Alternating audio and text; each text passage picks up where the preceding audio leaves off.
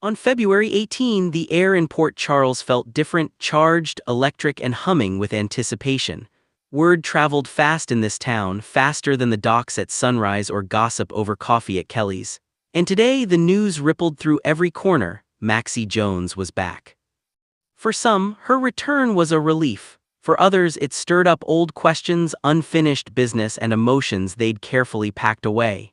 In a town shaped by secrets and second chances, nothing ever truly stays buried, especially not feelings. At the heart of it all was where love stories are epic, betrayals linger like perfume in the air, and family ties bind tighter than steel. February 18 wasn't just another date on the calendar, it was a reckoning. Maxie's homecoming. Maxie had always been a force of nature. Fierce, fashionable, and unapologetically loyal, she'd grown up in the public eye of Port Charles.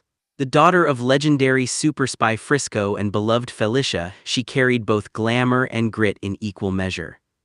When she stepped back into town, the weight of everything she'd been through showed in her eyes, stronger, wiser, but still unmistakably Maxie. Her absence had left a void, and now her presence threatened to shake things up all over again.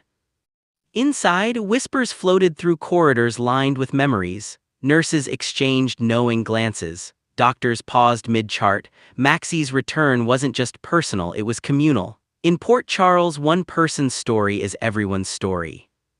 Spinelli's hope. At the Metro Court, where polished marble floors have witnessed countless confrontations, Damien Spinelli sat staring into his laptop, but not really seeing it. The jackal, as he once proudly called himself, had evolved over the years. Fatherhood had softened him, love had steadied him, but Maxie had always been his compass. When he heard she was back, hope surged, fragile, cautious, but undeniable. Spinelli remembered every version of her: the ambitious fashionista chasing her dreams, the vulnerable woman fighting for her child, the partner who challenged him to grow. Her return wasn't just about romance, it was about unfinished chapters.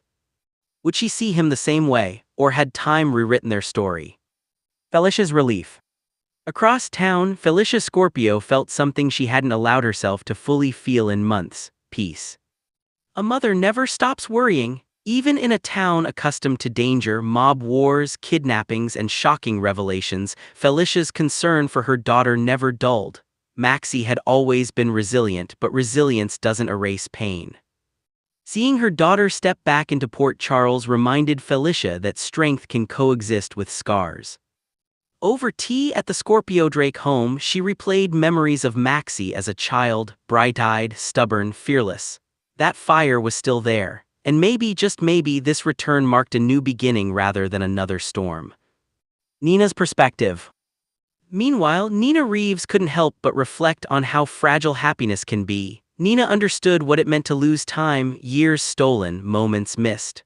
Watching Maxie reclaim her place in Port Charles struck a chord. In another corner of town, Nina pondered the ripple effect of returns. When one person re-enters the canvas, old dynamics shift, friendships realign, rivalries resurface, love triangles reignite. Maxie's presence would inevitably stir something in everyone, especially those who had moved forward believing certain chapters were closed. Brooklyn's dilemma.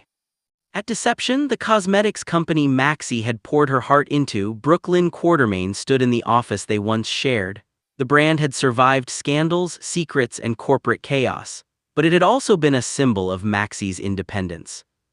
Brooklyn admired Maxie's tenacity even when they clashed. She wondered what this return meant for the business and for their partnership. Would Maxie reclaim her throne, or would she want something entirely different?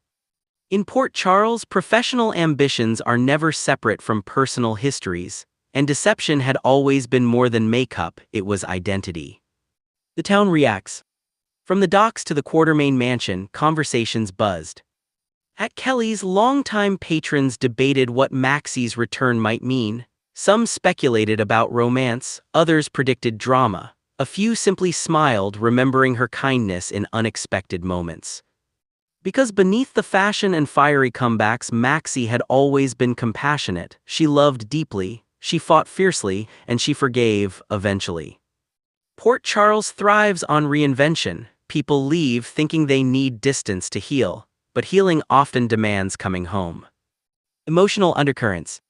What made February 18 so powerful wasn't just Maxie's physical return, it was the emotional recalibration.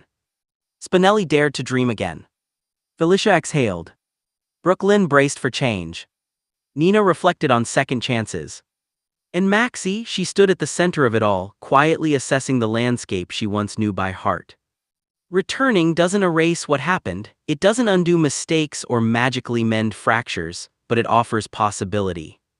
Impossibility is everything. The rinse. The phrase, the rinse, felt symbolic, like washing away residue, clearing away dust from old wounds, resetting. But rinsing doesn't mean forgetting, it means preparing for what's next. Maxie's return forced everyone to confront where they stand. Are old loves worth revisiting? Are partnerships salvageable? Can trust be rebuilt? In true Port Charles fashion, answers wouldn't come easily, they never do. Looking ahead. As the sun dipped below the harbor, casting golden light across the water, Maxie found herself alone for a moment. The noise of town faded, the expectations quieted. She wasn't the same woman who left. And Port Charles wasn't the same town she remembered. But growth rarely happens in comfort, it happens in confrontation with the past, with fear, with hope. February 18 marked more